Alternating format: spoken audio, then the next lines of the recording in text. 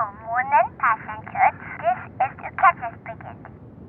I'm the quickie reboot of my daddy. Think about it. Have a nice flight. Poop. Love you, poop.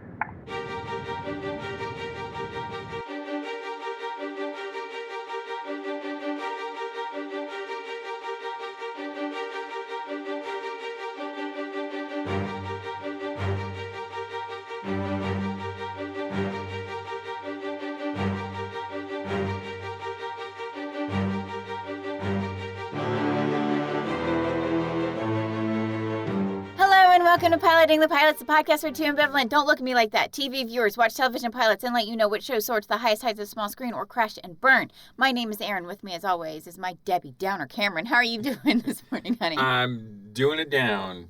You debbing it down? Debbing it down.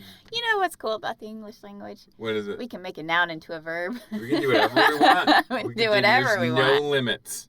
No limits. I think any language is really You can do that? I think so. You think so? Yeah. You don't think they have rules? See, I think the English Do they have a language code? Oh, God. Is there a code? Speaking of codes, this show, we should have just drank whenever they drank. Oh, my Or goodness. drank whenever they said the code. The code. Oh, my gosh. Oh, my God. This is the best drinking game ever. Pretty much. You'd be trashed by But the end it's of it. such a garbage show. Then why would you even want to drink to this? Yeah. I mean, I think you said it best as we were walking into the studio.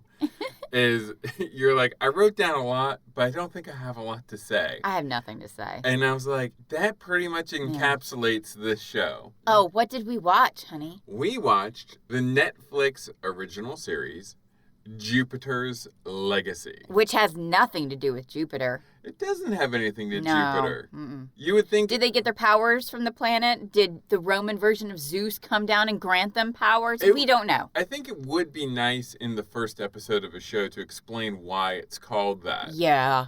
You know, because, I would have thought, if his name had been the Jupiter or something like that, or Zeus or something that evokes Jupiter, but his name's the Utopian. Nobody's called Jupiter. Yeah, I know. And then it would make sense because it's about his kid, so it's his legacy. Maybe they got their powers from Project Jupiter. I mean, but we don't know. They don't say anything about it. They don't say it's a... Just some people are born with it and some they took it.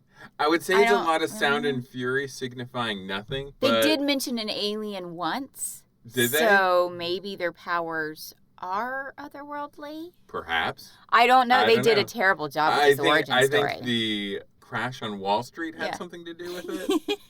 No, because at one point, one of the guys says, we didn't have to go through the things our forebears had to go through to get their powers. Yeah, they were born with it. Yeah, maybe she's born with it. Maybe it's Maybelline. Maybe it's Maybelline.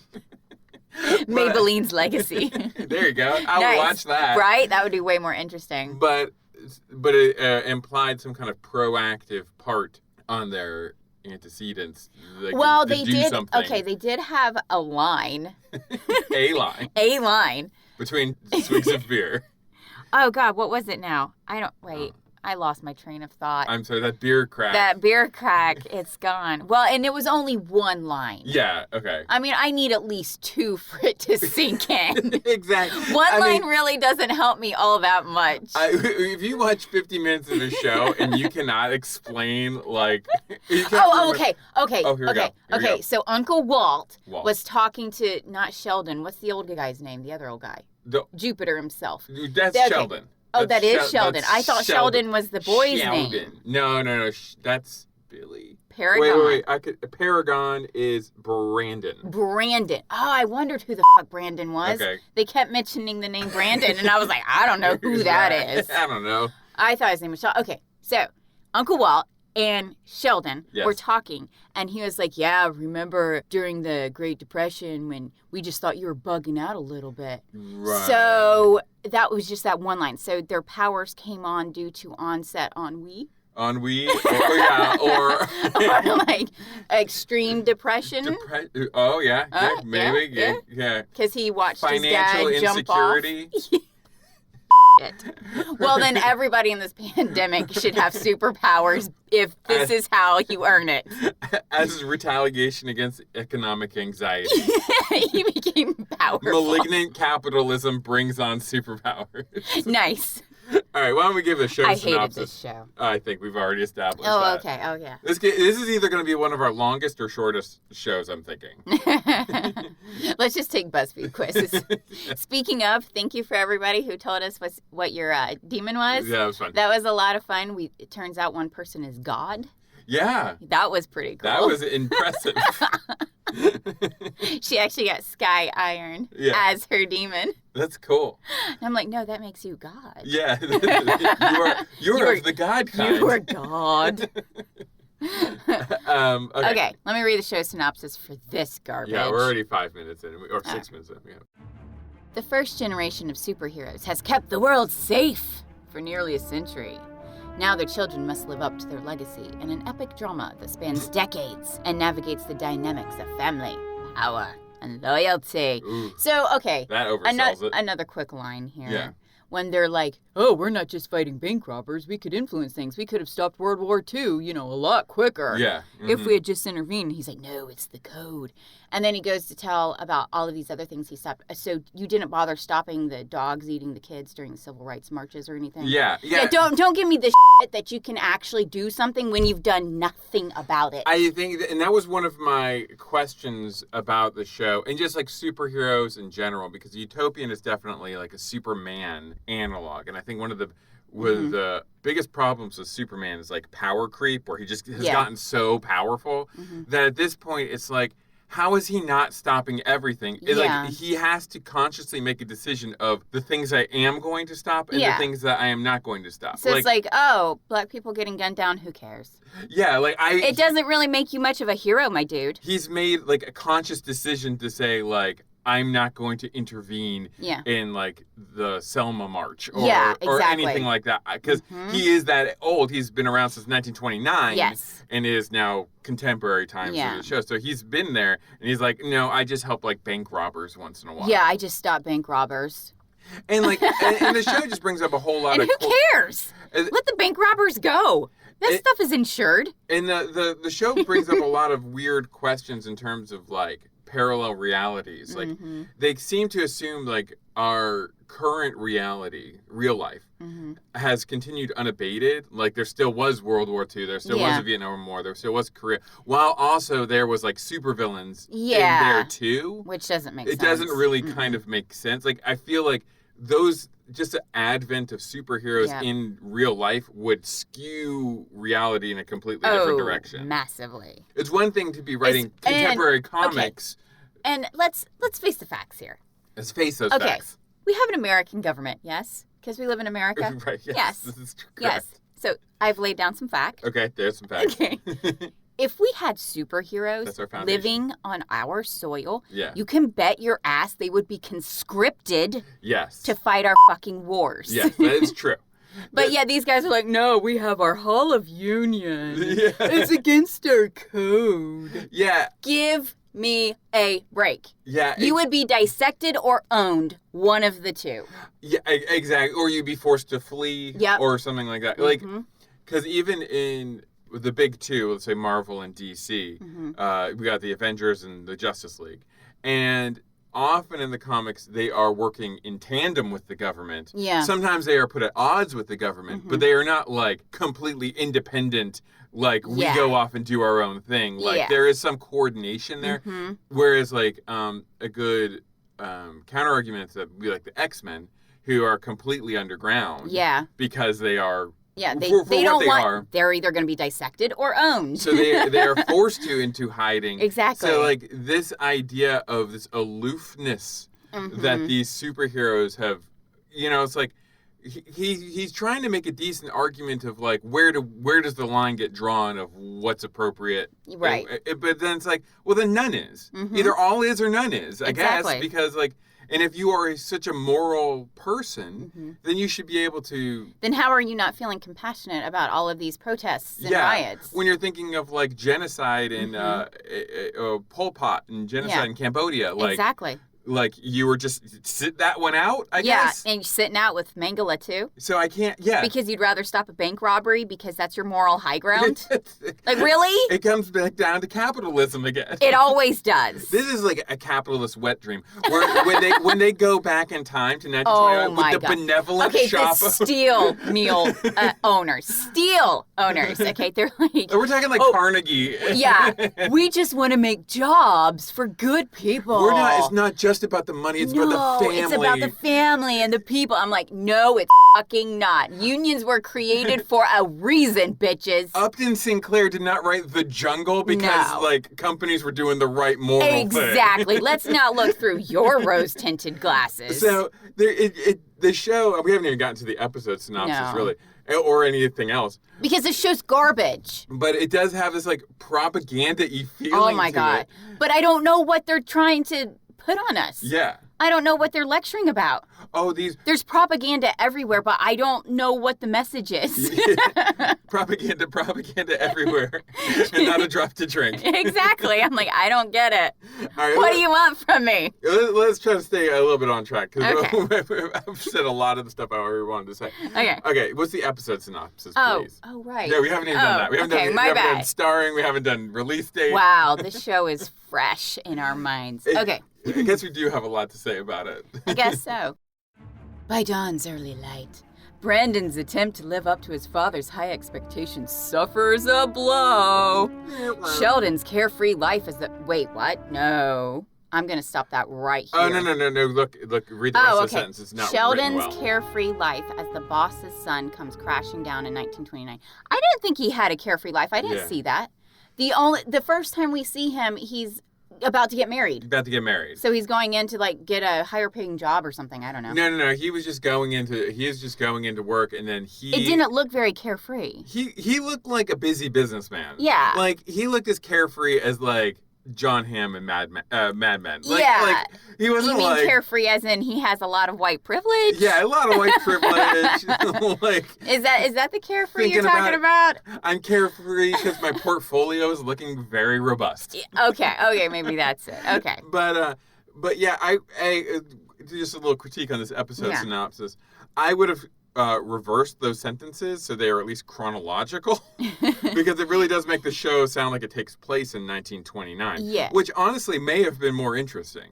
Tell me about it. If the show had taken place in 1929. If they started fighting Nazis. Okay, so we have, starring in this show, Josh Duhamel. How do you say his name? I don't think I've ever said it out loud. Duhamel? I have no idea. We'll go with Duhamel. Duhamel.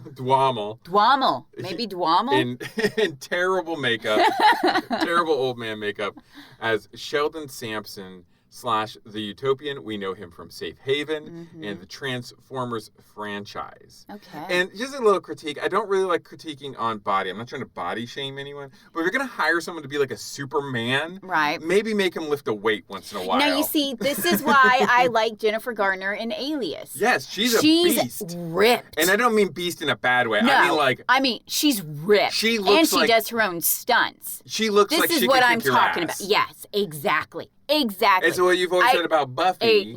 She doesn't have any muscles. She's got little matchstick arms, and there's nothing wrong. No, she looks great. We're not criticizing the body. We're criticizing how it's used. Yeah, it's hard for me to suspend my disbelief that this person can punch a hole through your head, but they have little noodle arms. They don't even have striations. Like, even like a leanness to their look. Like, they're just nothing. She's just thin and pretty. Yeah. But, like, that's what I like about Jennifer Garner in Alias. That woman is ripped. Ripped. She can punch a hole through your head. She will punch a hole through your head. She's amazing. Go back to watching Alias. And I understand what you're coming from with this show. Is it's like... It's not that he's in bad shape. You're super powerful. You should be Butcher. Yeah, like his whole... the whole thing is that he is the most powerful man. And he has the body of a 40-year-old dad. Yeah. Like, you know? He looks good. Yeah, he looks great. Looks good. He looks like he he's just in doesn't shape. look like he's Chris Hemsworth. Yeah. And I'm expecting that when I see something that's like, oh, he's super strong. Okay, well then I better see there should be something massive muscles. There should be something physical about them that makes them feel larger than life. Yes. You know, when you're standing next to Chris Evans or Chris Hemsworth or what's another Chris? I don't know. Pratt. But like when you're standing next to those people, like as a regular person, you should look dwarfed by them. Right.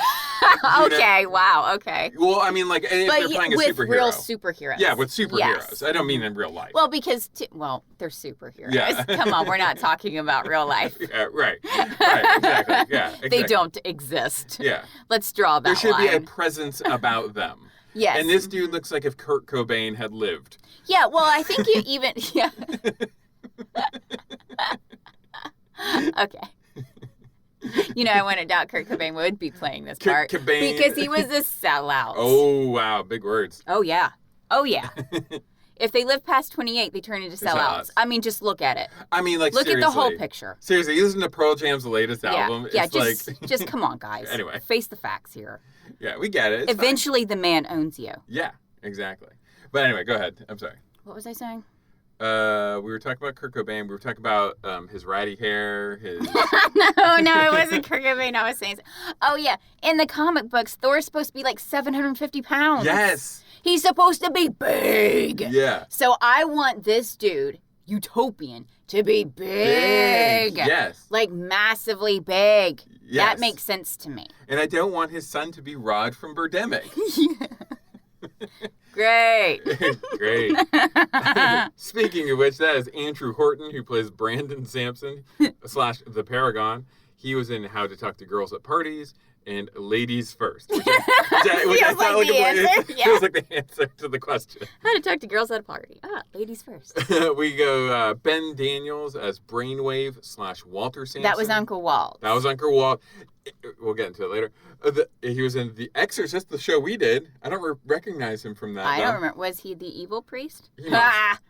No, maybe he was not the main sexy priest. Not sexy priest, but like... There was a sexy priest? Yeah, there was a sexy God, priest. I don't remember that show. The only thing I remember about The Exorcist. I don't remember that show. We even liked that show. Did we? We never went back to it. Well, there we go. And he was also in Rogue One, which I also do not recognize him from Really? Rogue One. He must have been Empire. He's got to be Empire. We got Leslie Bibb. I thought I recognized her from somewhere. She played Grace Kennedy Sampson.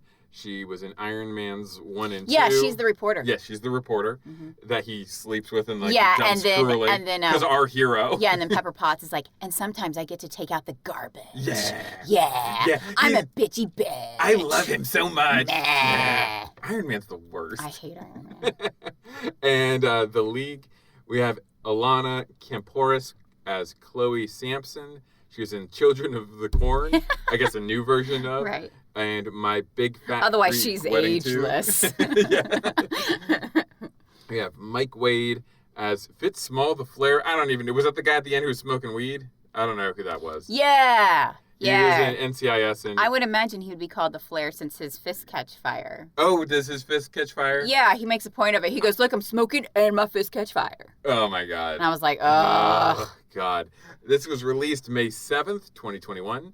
The number one song was Save Your Tears by The Weeknd and Ariana Grande. And the number one movie was Wrath of Men. Never heard of it. I guess we should give our predictions, even though we've already... What did you think going into this show? Oh, yeah. My expectations, even though we've already talked about it. A bunch of dummies discover they have powers they don't deserve and will learn how to use them, blah, blah, blah. Yeah. Pretty much. Yeah. I said, I suspect this will be another superhero deconstruction story. Oh, get ready for a thesis, guys. That started with The Watchmen. I said, I'm not sure how good this will be. Mm-mm. I remember being vaguely aware of its existence as a comic book. I think this is Netflix trying to jump in on the Invincible / The Boys train. Right. And I think it might be a little bit too late for that, especially considering the quality of those two shows. Because I was going to say, you have not seen Invincible, but this is very much like Invincible. You've read some of the comics of Invincible, though. Did I? Long ago. Okay. Yeah, you liked it, as I recall. But Invincible, I really like. We were watching this. I'm like, oh, you should watch Invincible because it's such a better version of this. And The Boys, like this is a whole idea of like, what if superheroes were really real? Right. You know, that whole thing. Okay.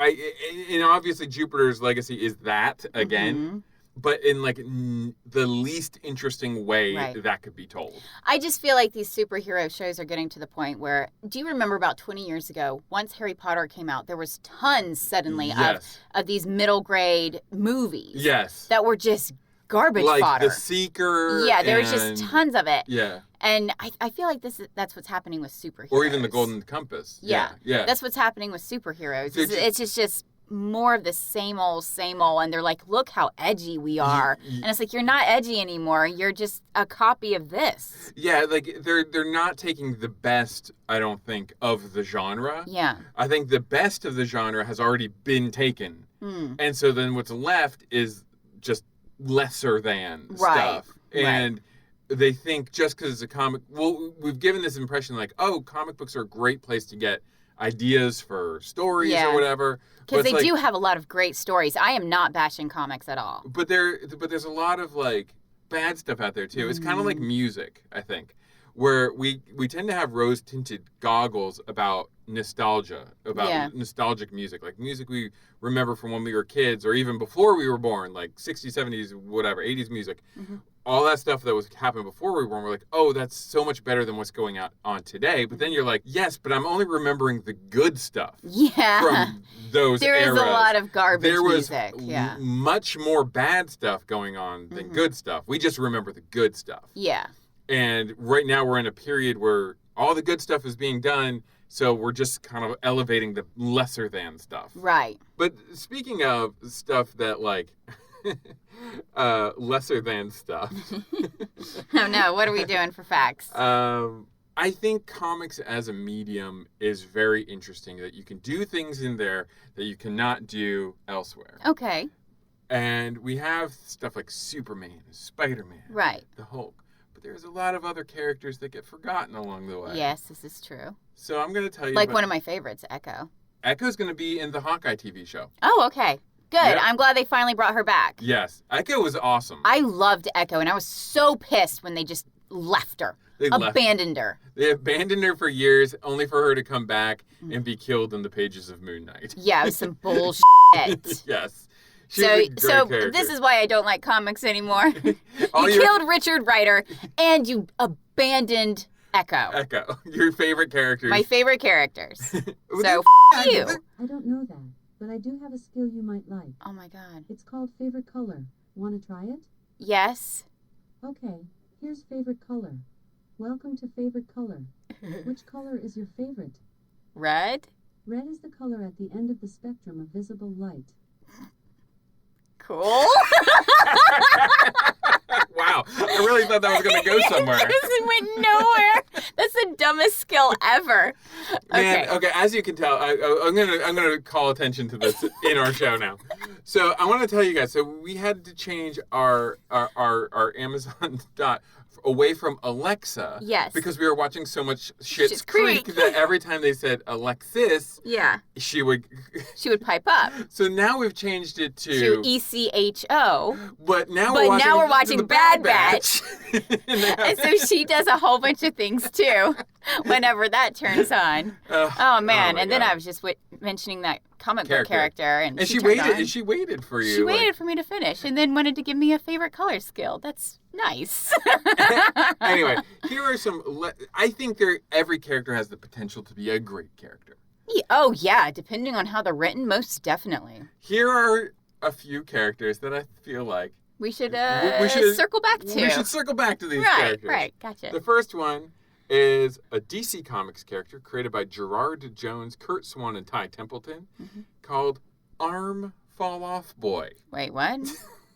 What do you think his power is? His arm falls off. Wait, really? He is an alien from the planet Lalor and a would-be member of the Legion of Superheroes. His power is for his limbs to detach, and he can use them as a with you. Oh my beats God. you with his fleshy arm. Oh my God. Didn't I just say something like that a few days ago? I was like, it makes me want to rip off his arms and beat him with it. But it's such a dumb power, too. I mean, and to be fair, I'm sure it was meant to be sort of a dumb power. But, like, think of it. It throws off your center of gravity. You don't have two arms. Yeah. You'd be better off with an aluminum bat. Yeah. Oh, for sure. You'd be better off with a wiffle bat. But he never really gained traction. Yeah, gee, I wonder why. Do you want my toe? Exactly. I just think it's funny. Just like, click, click. Oh, God, my ear. Where did my ear go? Just falling apart over here. All right. And then we have another legion of superhero. This guy actually has been around for a while. Okay. He was created by Jerry Siegel, the co-creator of Superman. Uh-huh. And John Forte. Okay. And his name is Matter Eater Lad. Or Mel, for sure. Yeah, Mel. That's how I abbreviated it. I'm sure that we have like comic book listeners who are like, yeah, we know all these. I know you don't know these. Yeah, I definitely do not know these. Unlike Arm Fall Off Boy, which honestly, an arm fall off, he's not arm fall off man. Yeah, he's just a boy. He's just a boy. He's like 12, and he's like, oh God, my fingers. I would love it if he had no control over what falls off. It's just like his dick falls off. Yeah, it's like, oh God! No! Or what if it fell off it's sliding down my someone? pants while he's at school. What if he was having sex and it broke off? Oh God, that's the worst! You say that like it's happened before. You don't even, like, I was thinking like a tampon and you lose that string. Oh. Dude! Nightmare. I can't imagine losing a dick in there. Gotta fish it out. That'd be awful. Matter Eater Lad was an actual member of the Legion of Superheroes and has been for some time. Like the other members, he is an alien and hails from a planet called Bismol. Like, I guess like Pepto-Bismol. Like abysmal? Or abysmal. Where something caused their food to become inedible. There's like a bacteria. Okay. So in a shocking display of... Like botulism? Yeah, like botulism. In a shocking... They didn't store their cans well. Yeah, okay. In a shocking display of spontaneous evolution, the Bismolians developed the ability to consume all types of matter. And that's it. So he just eats whatever he wants? So it does not give him additional superpowers. He just eats whatever he wants. So he can. So if they get thrown into jail, this is like worse than Aquaman. So he can eat his way out? He can eat the bars. But like... You know what I would put him to work as? What?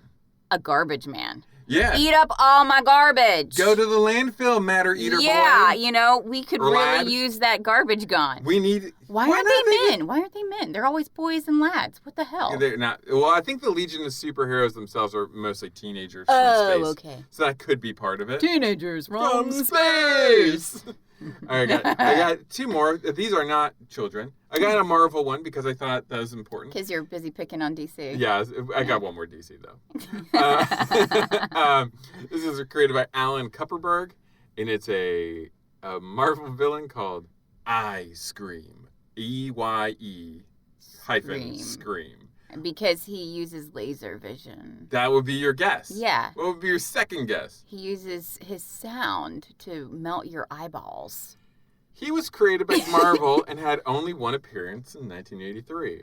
In his story, Charles Xavier, the patriarch of the X-Men, was planning a birthday party for Kitty Pryde so she could be a little bit older for her inappropriately aged boyfriend. Right. Happening by in full costume, as you do. Eye-Scream was like, I'm going to take these people out. And he activated his mutant powers, which is the power to transform his body into any flavor of ice cream that he wants, including, I saw this in multiple places, banana split. So he can... No, wait. Okay. So his body can turn into ice cream or can taste like ice cream? Little column A, little column B. Because I can see this as going in a very sexual direction. You know, and if anyone and you can really work that to your advantage. And if Marvel had any guts, that's what they would do. Yeah, because imagine be like, so what flavor are you looking for tonight? Yeah. I'd be like, yeah, all right. And the fact that they, like multiple sites highlighted the fact that banana split is one of the flavors he can do. Can he make himself a big banana? Banana dick.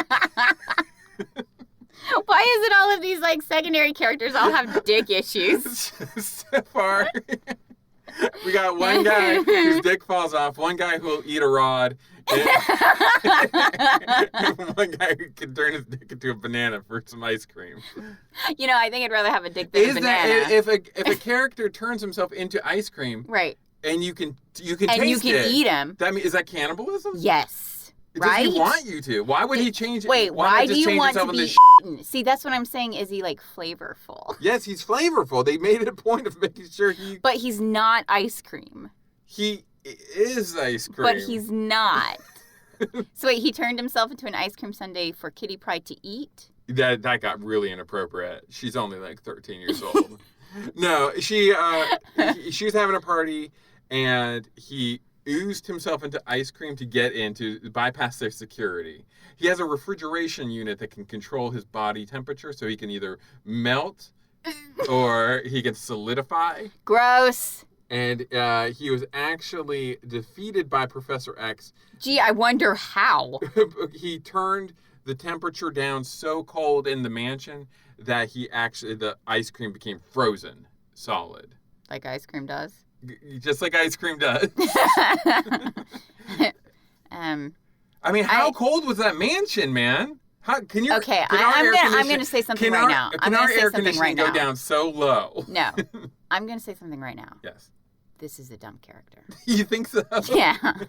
I don't see how you can make this better. I think... Unless he's just flavorful. I think when... But actually turning into ice cream is ridiculous. I think when the Marvel Universe comes back, or X-Men come to the Marvel Cinematic Universe, this should be their first film. Yeah, except he should be a prostitute because he's flavorful. That would be cool. Even just a little shout out to ice cream. Yeah. Because we all scream for ice cream. And they'd have some gross line like that. All right. But that reminds me of like years ago, you and I wanted to create a mutant team that was just people with bad powers. Bad superpowers. I thought that because like not everyone gets laser beams out of your eyes. Like I remember you created one guy with supervision, but it was just 2010 vision. It wasn't 2020. It was just a little bit better. He was just a little better. Yeah, his name was Oculus. Yes. we had the most garbage superheroes. I mean, we're giving it all away, but I don't think we're ever going to do anything with it anyway. If not, we'll refer back to this podcast, and y'all will sue you. But then we had PJ. Oh yeah. Who had pheromones that would make you fall asleep. Yes. Yeah. And then there was one guy who was, and actually Marvel did something similar to this later. Oh, okay. Where I don't remember his name. He was one of the Avengers Initiative era, where he was like strong, but like he couldn't be moved. He just like was like he's just like a big guy who could like just stand there, but he couldn't like actually move and fight. He could just stand there. There's a couple other ones. We had a lot of good ones. Yeah. And I had them like totally dying, like getting their ass kicked. While Oculus was far enough away, he couldn't help them, but he could see perfectly. I'm dying. It's great. Oh my God, that's glorious. Oh, that was funny. Oh man, I should do that. All right, well, I've just given a whole story. Well, it's like 15 years old now. Yeah, I know. I mean, like... Should have done it ages ago. Exactly. Okay, then we have, finally, we have Danny the Street. Now, this one's actually interesting. And this one's actually in a TV show currently. Huh. This was invented by Grant Morrison in the late 80s. Danny is a sentient, non-binary... Okay. Created in the 80s, by the way. Wow. Piece of urban geography with the power to teleport and integrate themselves into a city seamlessly. So Danny he can literally become pavement. Danny the Street is a literal street with shops. But it's kind of cool. They use they, them pronouns, and they seek out to protect the marginalized and dispossessed and provide them safe harbor.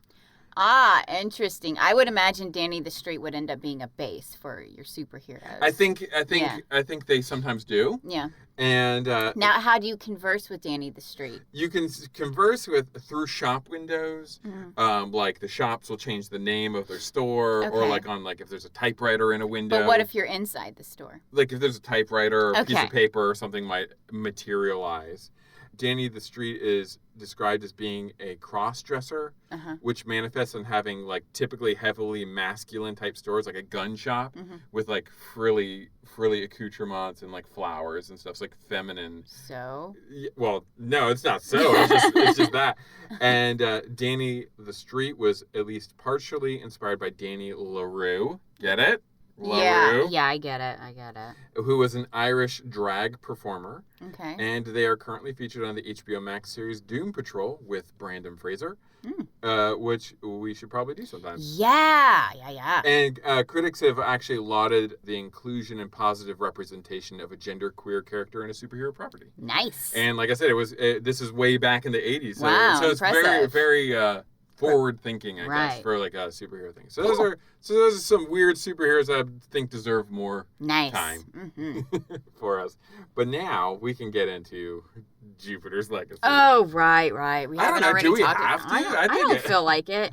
We can dedicate 5 minutes and then we can go into reviews. Okay. I feel like we've already talked about it. There's lots of drinking. Oh my God. Dad's shitty. Well, now let's go into the drinking for a second there. Okay. It was like this show was advertised by a beer commercial. Yeah. Like the first time you see the Utopian, like, okay, so the show is trying to like make a domestic, like what do superheroes do when they're not fighting crime and like that is like kind of like domestic kind of life, and the wife, I don't remember her name, she comes in and she's like, you want a beer? And then she pops out open 2 beers with like her fingers and like, we're supposed to be impressed by this. Yeah. And he's like, yeah, I want a beer. Of course I want a beer. I always want a beer.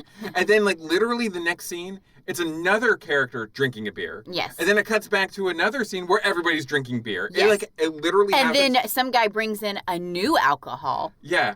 And then somebody's drinking beer on a roof.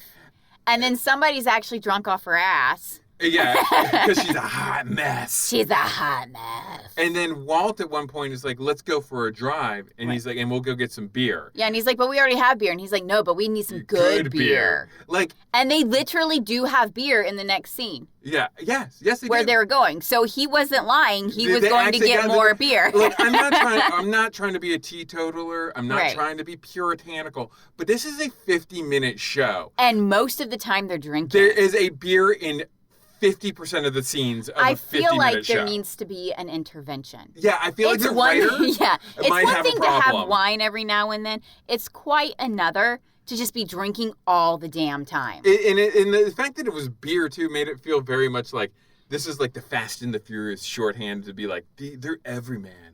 Just regular people, regular Joes drinking their brewskis. Yeah, regular billionaires with their beer. And like, I mean, honestly, I don't drink daily. Right. I drink maybe once a month, maybe. Yeah. But I mean, like, I'm not against it enough for it. I just don't like drinking beer because it makes you feel heavy and sleepy and just fills you up, and I don't really enjoy it. But I don't have a problem with it. I don't have a problem with people if they want to drink every day. Right. But, like, this is, like, multiple times a day. And like I said, this is a 50-minute show. Yeah. We're seeing different aspects of these people's lives cut together, and it feels like they all have a very serious problem. They're alcoholics. They are alcoholics, and they need help. Yeah. I thought it was also weird. Okay, so the show's called, or the episode's called By Dawn's Early Light. It literally starts by Dawn's Early Light. Yeah, because it starts up and I go, oh, hey, it's Dawn's Early Light. and it's 3 children pretending to be superheroes. And they're like, I'm a utopian. I'm flare butt. I'm whatever, and like running around. And then the little girl gets upset because one of the boys, and so you just think like, okay, they're in this world, superheroes exist, and they're pretending to be superheroes just like kids do. One of the kids says like, oh, you didn't hit me. The little girl gets upset. She uses her sonic scream, her banshee type power. I don't understand how people do not have their eardrums busted out of their faces every time. Yeah, they should be bleeding out of a few orifices. If you're able to scream, which has no physical like presence or whatever, like, and it can knock you on your ass, you are deaf. Yeah, if they're lucky. They're deaf. Well, and the little boy is the young, we find out, has superheroes, which would include super hearing. Yeah. So he'd definitely be dead. Oh, he's dead-o. But anyway, that was kind of the twist of the moment is Josh Duhamel comes down as the Utopian, and he's like, it turns out he's their father. The little girl, one of the little boys' father. And I'm like, so they were pretending to be their parents? That's weird. See, that doesn't track for me. No. Like, I don't care if you're no one really strives to be like when you're like 6, 7, 8. No, our kids aren't like, I'm pretending to be dad. I'm pretending to be a cover artist. Look at me. Yeah, you think I'm making covers.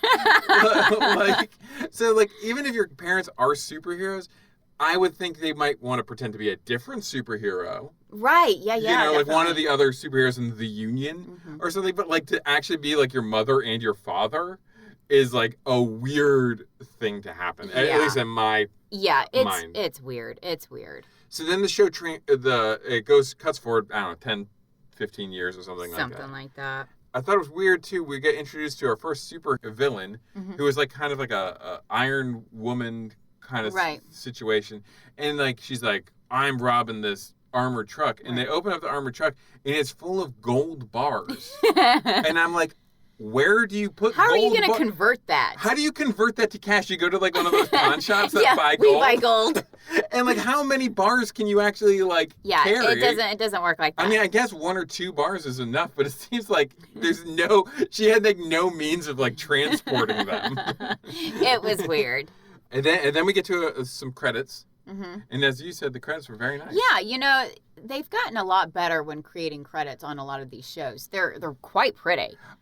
In many cases, especially like in a show like this, it's better than the show itself, actually. Oh, definitely. Like, in Netflix in particular, I think does really good Yeah, because ones. I really loved their Daredevil opening credits. Their Daredevil. That was gorgeous. Jessica Jones. Those were all very nice. Yeah. And it kind of evokes that same sort of feel to it, which was cool. Same artist.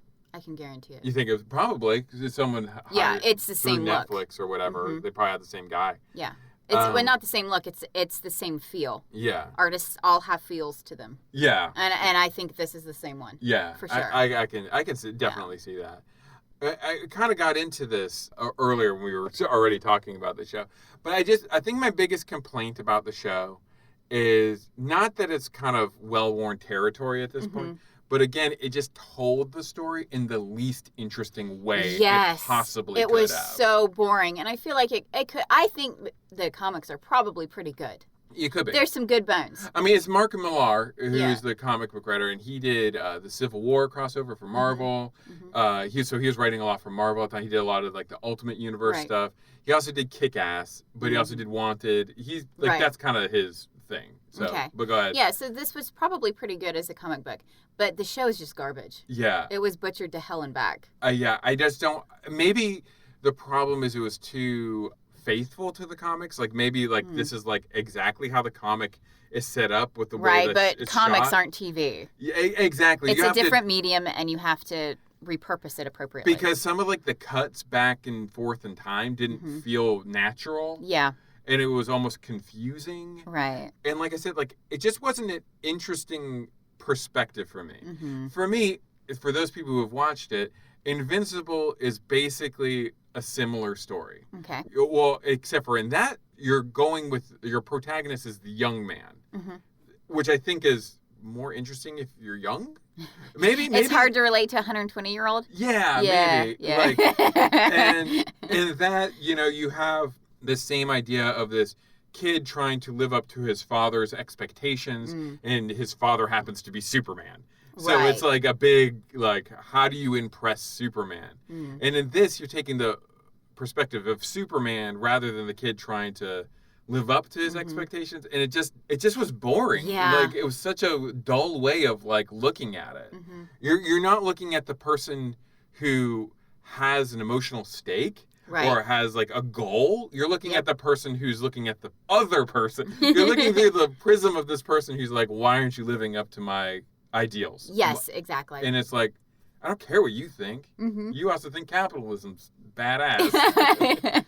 So, and another creepy thing too. So, okay, and he has a daughter who he's estranged with. Yeah. And she's like a total hot mess. A total hot mess. Like, there's like a scene where she's drinking wine right out of the bottle, and he walks in, everyone, I'm not drunk, you are, So sick and tired of the stereotypical spoiled white princess. Yeah. Sick of it. But what was gross to me about that scene, they were having like a Thanksgiving dinner. And they're all talking about how hot she was in a photo op. It was gross. Yeah. I was like, okay, so I'm guessing she's like probably half nude in it. And they're all like, yeah, you were beautiful. But like, you looked beautiful. It was the intensity gross. of it. It was gross. It's her uncle and her dad. The uncle starts it, and he's like, I saw your magazine cover. And she's like, oh, you did, Uncle? He's like, you look beautiful. You look beautiful. And she's like, cool, thanks. He's like, beautiful. Like they keep harping on it. Gross. And then her dad pipes in and he goes, you looked beautiful. It was beautiful. Beautiful. So beautiful. So beautiful. And I'm thinking, this is disgusting. Gross. That's what you would say if you were flirting with someone. Ugh, I don't know. Like, I'm not saying, like, a parent can't comment if their daughter is, like, a model. Right. And she's on the cover of a magazine. You'd be like, hey, I was in the grocery store the other day. You look great on that. Yeah. You know, that's fine. Yeah. But the way they were like, it was beautiful. It was really skeezy. And you're like, these are, like, it was gross enough when it was her uncle. Yeah. And then her father does it. Yeah. And I don't know if the actors playing the uncle and the father were, like, into the daughter in real life. Yeah. But there was a weird vibe going on there. It was gross. It was not It was gross. good. It was skeezy. It made me quite uncomfortable. The uncle, I'm already like, oh, he's probably the bad guy. And I'm sure it's a little bit more, it's evil. more complicated, I'm he's sure. Evil. He has mind powers. He's evil. He has mind powers, but he's also the type of person who predicted the Great Depression. So, like, if we had listened to him, he was technically right, but he wants to use powers to control the world. But maybe he is sort of right. Maybe we shouldn't have free will. Oh, he's totally right. Maybe the problem with the world is, like, we do let people just do whatever the we want them to do. You know, whatever. I say we slam down Nazis. Well, we know how you feel. Slam down Nazis. Yes, we should slam down fucking Nazis. Yeah. And the utopian should have been slamming down fucking Nazis. Yeah, you slam down Nazis. Well, he even says, he was like, oh, it goes against my code. But he's still talking about how he wants to defeat Nazis. And he's like, and today, I don't care what they call themselves, they're still Nazis. And I'm like, then slam them the down! Yeah. It's like, I have to be an inspiration. They're Nazis! Hey, you know what's inspiring? Watching Nazis get slammed down. Here's two things I'm going to say about being an inspiration for Nazis. A, they're not inspired by you, by what your ideals are. At best, as we have seen in real life, they totally don't get what your whole deal is, and they totally misinterpret it for their own good. Exactly. So slam them down hard. If you slam them down hard, they're not going to get back up. I saw a picture yesterday. I think it was in Poland. It was a neo-Nazi guy. Ugh. And this old woman had a bag, and she's just smashed. Just like, you know, like, it's like, hell yeah, that's what you should be doing. Yeah, that's what you should be doing. If she has the guts to do that, then your Superman ass better be out there. Damn right. Oh, who am I to say what's right or wrong? Nazism is fucking wrong. That is fucking wrong. This isn't like I stole a look. You're not Jean Valjean stealing bread for their family. Yeah, exactly. These are people who want to This isn't a gray area. Exterminate people. That's wrong. Slam their asses down. Don't worry about the goddamn gold or whatever. Exactly. You know, that's what I'm saying. That shit's insured. It's insured FCIC, man. Because of the Great Depression, everything's insured now. Exactly. So who cares about the fucking bank robber? Yeah, she'll get Go after the big fucking deals. She'll get busted as soon as she goes to the pawn shop trying to pawn off her 2 bricks of gold. Dumbass. But yeah, that dumb code, that really pisses me off. The code was so dumb. So they're not going to interfere in civil rights movements because that goes against the code. Their moral superiority. Oh, thank you, white man, for telling me what's right and wrong. Exactly. Thank you so fucking much. Yeah, and all of them were white as far as I could tell. All the superheroes were white. Well, except for the second gen. But they all died easily by the clone of Dark Star. The second. They get ripped in half. Yeah. And apparently the code, we've kind of tiptoed around it, but the code is we don't kill, we don't lead, we inspire. Inspiration is in a way leading. It is leading. And again, like, it's such a childish view of that philosophy. Yeah. It's like, it's admitting no gray area whatsoever. If you're a good person, you can make pretty good moral judgments. Again, this comes down to Jedi and Sith. This is why the Jedi were wiped out. Yes. Because they couldn't adapt, and they weren't flexible, and they couldn't see the big picture. Yes. I totally agree with their downfall. Yeah. Oh, you are a big advocate of killing all the Jedi. Not all. Most of. They deserve to be wiped out. Yes. Because they were so blind to everything. Exactly. And they weren't even following their own code by the end. Yeah. So don't even give me that shit. Too involved in the politics or whatever. Well, I guess that's what the utopian is saying he shouldn't be doing. I lost my own argument. We're not going to sit here and prove the show's point. Damn it. But again, there's just certain moral arguments that are without a doubt wrong. Exactly. So, like, and if you're not stopping the big wrongs, then what the fuck are you even doing? Exactly. You don't matter. If you have the power to do something about it and then you don't, then you're just as guilty as anyone else. Exactly. And again, maybe that's where the show is going eventually. I don't know. I don't give a shit enough to watch it further. Yeah, I don't care. And even if it is where it's going, yeah. Mm-hmm. Like, yeah, I know that. I don't need to watch 12 hours of your dumb show to tell me that. Like, at the end, Paragon kills that clone and, like, his father immediately. Saves everyone's life. Disowns him like it's nobody's business. There wasn't even, like, he was like, so he inflexible. was a super conservative religious preacher who just found out his son was gay. Yeah. Like drops him hard. This kid, all he did was, like, he not only saved everyone around them, he's like, he also saved the entire state from a nuclear bomb. Yeah. And his father's like, we don't kill. What is wrong with you? And the mother's like, oh my God, our boy killed somebody. Oh my God. And it turns out it's just a clone anyway. He's a murderer. See, like, okay, and so he has these feelings of, like, he has a hard line of no killing. Right.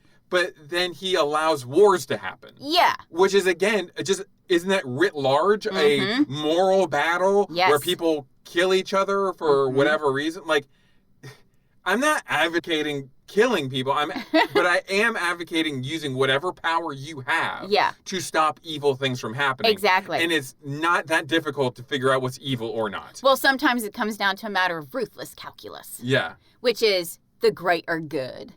Yeah. You have to do it for the greater good. Yes. You know? Yeah.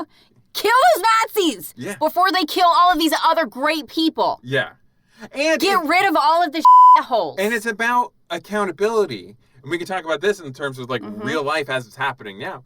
If you don't hold bad people accountable, then they just do it again. They just keep doing it. And they start spreading their message to other people who will follow and do the same thing. Or, it gives someone else the excuse, well, like, I can do this because I know the utopian won't kill me. Yeah. Yeah, exactly. I'll just be put in jail and be freed a year later by some other supervillain. If I screw up, there's no consequence for me whatsoever. Exactly. However, if you kill all the fucking Nazis because you can, because you're Superman, that makes it a little bit more difficult for other Nazis to come. Exactly. And you know what? They'll still steer clear because most people have what is called a survival instinct. Yeah. So, I don't know if we're coming off good or bad in this podcast. Well, I'm always dark side, so there you go. But if you're agreeing with me, you're probably a supervillain. I hardline think Nazis fucking suck. Yeah, me too. I'm not gray area there. Yeah, there's no gray area when it comes to Nazis. There's no gray area when it comes to, like, genocide. None. Or bigotry. Or racism. Yeah, there's no gray area. It's not a difference of opinion. It's a difference of morality. Oh, wow, Superman. You're going to inspire me not to kill people by not killing people? Yeah, okay, sure. You know what? I already had that nailed down. Well, maybe you fix some of the systemic issues in the world. Yeah.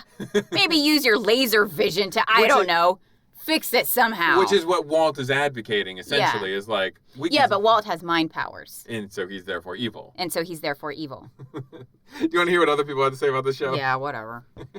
We got number one here. Number one person says, boring, bad character development. Just no. We have Z Kadar, I guess. Don't waste your time on the show. It's dull to the max. Watch Invincible instead. Well, there you go. Brief. I got a few little brief ones here, I guess. Days of Their Lives. Okay. I lasted 25 minutes into the first episode. That's where we stopped. Yeah. That's exactly where I was like, I was like, see how long this is. Yeah, and it was 25 minutes. Yeah, exactly. Wow. Wow. This is Purnell MS, so we're friends with this person. If it wasn't for the costumes, I could have mistaken I was watching Bold and the Beautiful, which we... What? Bold and the Beautiful was great. I would watch Bold and the Beautiful in a heartbeat. Oh, my God. That was way more interesting than this garbage. You know what would have made this garbage better? If those bank robbers were actual monkeys, like I thought they were. I was busy eating my croissant and having a coffee, so I wasn't really paying attention. Yeah. And I glanced up and I saw some monkey masks, and I was like, great, monkeys are robbing a bank. I was like, this is great. And then I was like, oh, they're masks. Well, it's like, and there's precedent for that in comics with Gorilla Grodd. There's like a whole society of intelligent apes that are like the Flash's I thought it villains. was like superheroes fighting Planet of the Apes, and I was like, this is awesome. Again, a more interesting way to tell the story. Right. Like, I mean, why not make them sentient? Why not? We've got superheroes. Wouldn't that How much of a stretch is this? Wouldn't that be way more interesting if the show started off with a bunch of gorillas robbing an armored car? Yeah. Who are then stopped by another supervillain? Yeah. Like, that just is so much more interesting. Way more interesting. And then we got flawless effects. The effects were Oh my God, they were not flawless. I laughed a few times. Oh, we laughed hard at the flying. When they came flying as a team, Super Family Ho at the end. Yeah.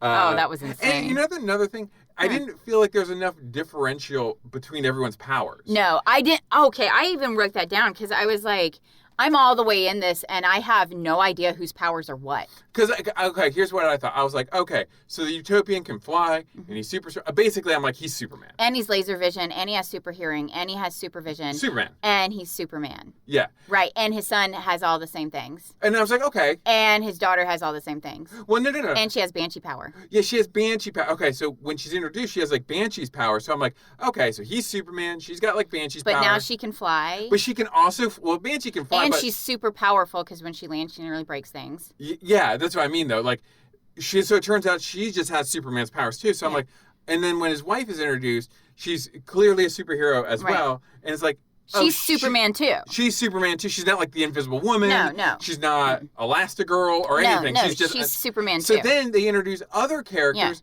and then at the end, they're all flying. Yeah, they're all the same character. I have no idea what their powers are. I mean, there's a couple people who had slightly different, like Fire Fist guy. Yeah. Can you imagine going into like a D&D game having all 5 players be Superman? They're all like tanks. They're all not even tanks. Yeah. They're all Superman, capable of doing everything. Well, it seems like Superman is baseline. Yeah. And then a couple people have additional powers. Right. Like Tectonic well, and like Flair only had his Fire Fist, so he was standing on the sidelines being like, I'll wait till they're all like beaten. Right. And come in and be like, yeah, look, I did it. And then we had the girl who I think was kind of like Adam Eve from Invincible, who's like telekinetic, and like she had like a telekinetic armor. Right. But basically, even that came down to Superman powers. Yeah, exactly. So like, I was really unclear on the powers. And I'm definitely unclear on how they got them. Yeah, it would have been nice to see a little bit more variation in at least how the powers were. Well, and even then, the ones who had the different powers were instantly sheared in half. Yes, exactly. So So I was like, well, that's useless. I don't know who these people are or their powers. Yeah. I guess if you're not Superman, you die? Yeah, pretty much. I guess. I think I am going to make you watch Invincible maybe today. I mean, I'm not saying you're going to love it, but I'm saying, like, just to get a different perspective on the same kind of thing. Sure. But anyway, this person who fucking loves it says, storytelling, acting, and writing make this an absolute winner. What? Different from the Marvel, DC, and the terrific The Boys and Umbrella Academy. Now, we couldn't get into Umbrella Academy. No. The Boys, I do like. I like it more than this, for sure. Okay. I don't think you would like it. No. Though. Yet, with all the entertaining tropes, for those naysayers, I say get some serious help, for they have obviously zero taste. This is true. The pacing is terrific, and not one dull scene for those that don't have ADD. They washed dishes twice. Yeah. They love washing dishes by hand. They even made the comment, it's like, you can get a dishwasher. It's like, I like to wash dishes. I like washing. It lets my mind wander. And I'm like, yeah, my mind is definitely wandering. My mind is wandering. My mind is somewhere else. Ignore them, or you'll miss out on yet another spectacular superhero show. No, you won't. I don't know why they keep comparing Invincible, which, excluding the last 5 minutes of the first episode, was a childish show until episode 5 or so. The acting. You're Cantorin. I get a little New Zealand there. The acting here, especially between the two brothers, is stellar. Outstanding. Wait, what two brothers?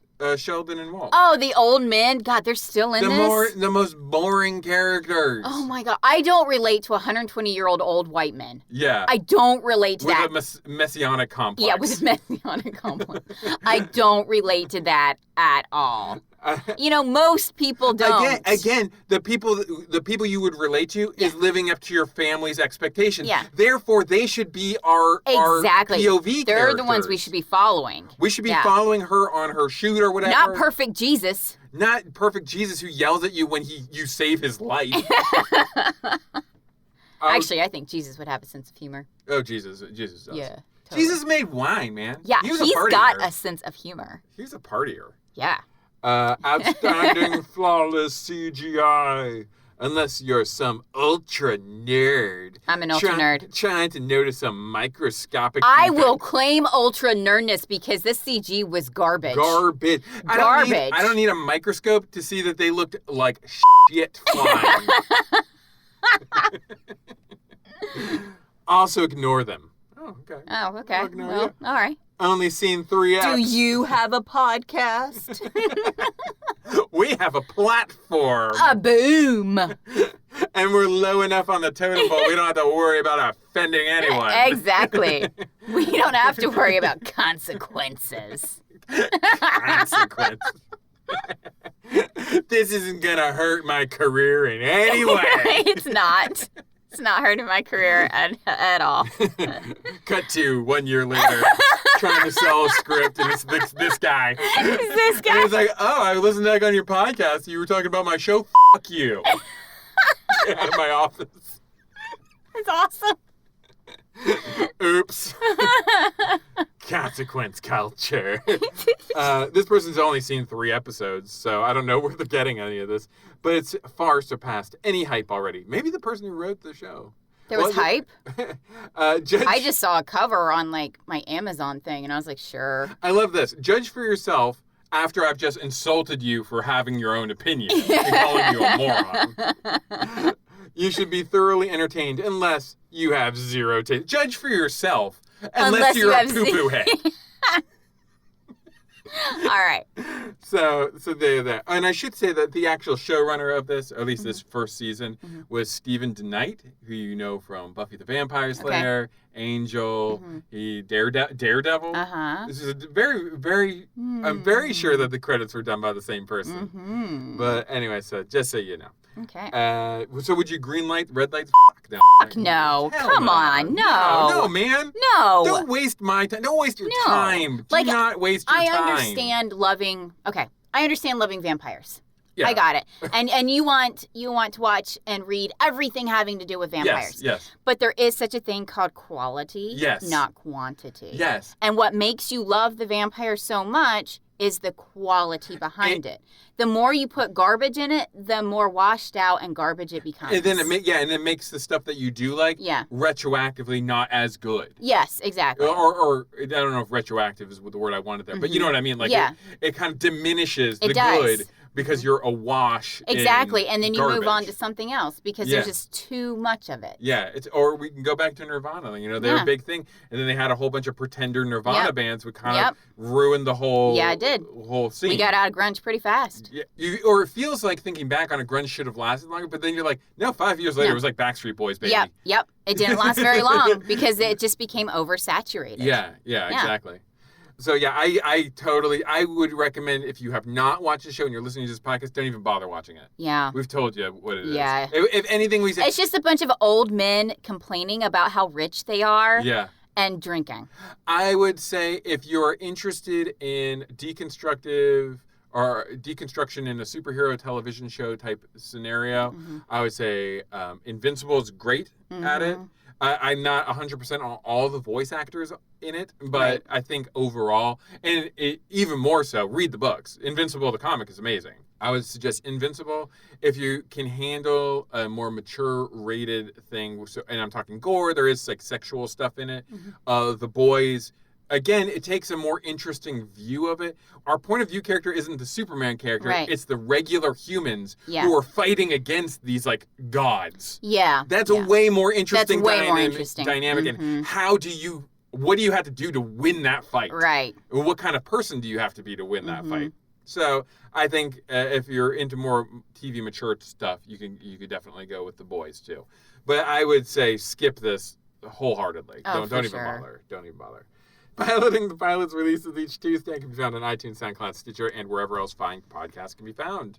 As always, you can contact us with any questions or rebuttals on Twitter @PilotPilots or email us at pilotingthepilots@gmail.com. We would love to hear from you. We really do love to hear from you, actually. Yeah, actually. We do. I loved all of those quiz answers. Yeah. Those were great. Those were a lot of fun to read. Next week, I think we said we were going to do Castlevania next week, but I think we've done a little bit of an audible. We're actually going to watch the movie Greenland with Gerard Butler. Okay. Which is a disaster movie. Oh, yes! We haven't done an in-flight movie in a while. Yes! And I literally asked you the other day, because you're busy playing Mass Effect right now. Yeah, yeah. And I was like, hey, I'm thinking I'm going to watch this movie Greenland. It's a disaster movie. And you're like, no, you're going to watch that with me. But I'm playing my video game right now. So it's going to have to wait. So you're going to have to wait. So I was like, okay, well, why don't we do it for the podcast then? So, so we're going to do... Yeah, I don't pass on disaster movies. And this is a Gerard Butler. I love disaster movies. So next week, we're going to watch Gerard Butler on... I'll watch his butt. It's okay. I'll take one for the team, and I'll watch his butt. He's not looking as good as he used to. He's looking a bit poochy. He's older though. He's older. I don't know. I can't attest to this. I haven't seen him yet. We'll have a whole segment next week on Gerard Butler's butt and how he looks. But, poor guy. Poor guy. Let's not make fun of Gerard Butler. But so Greenland, it's on HBO Max if you have that series right now. So all right, excellent. So anyway, we will see you next week for Greenland, and in 2 weeks we will be doing our first animated show, Castlevania, also a Netflix show. Now, that'd be fun. Maybe we can talk about Claymore at the same time. Remember Claymore? I wonder if Claymore is available anymore. We should watch that too. No, we haven't watched that in years. Yeah. Anyway, all right. We'll talk to you later. Love you. Love you. Bye. Bye.